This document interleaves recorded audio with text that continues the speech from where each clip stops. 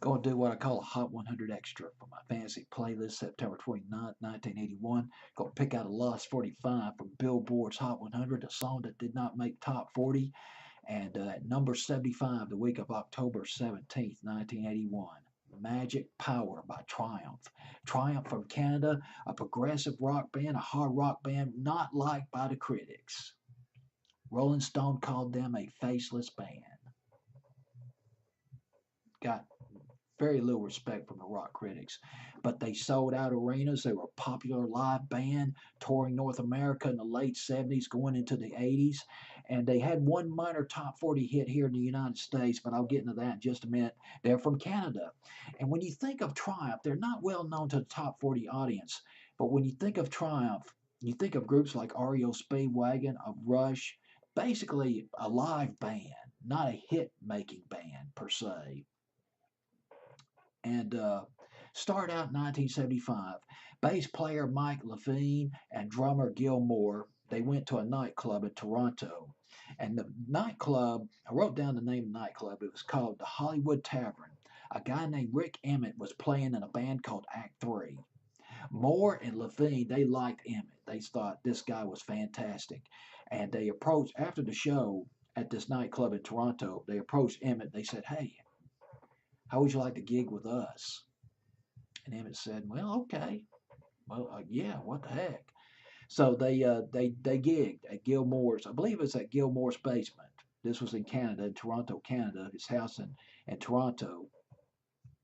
And after they just gigged around for a few minutes, Moore and Levine they showed Emmett their promotional material. They were like saying to him, we got this gig coming up in September. I mean, look at our promotional material. Look at all the gigs that we're going to do.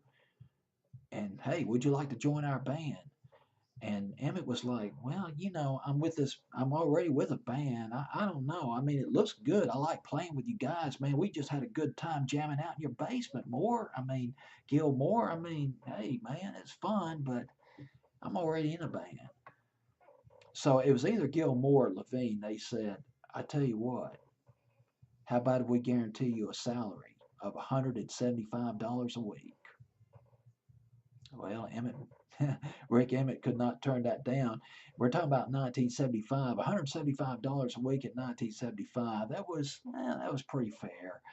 And he joined the band. The band was formed, Triumph, in 1975. The first gig they played was at a high school, Simcoe High School. The date was September 19th, 1975. They played their first live gig there, or their first paid gig at this high school. They were paid $750. 3 years later, they were headlining the Canadian the Cana- the Canada Jam Festival in front of 110,000 people.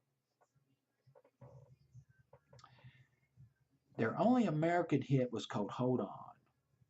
Only got as high as number 38 on Billboard's Hot 100. It just was not. They were a hard rock band that did not produce really a whole lot of commercially accessible material. Their material was suitable for album-oriented rock stations.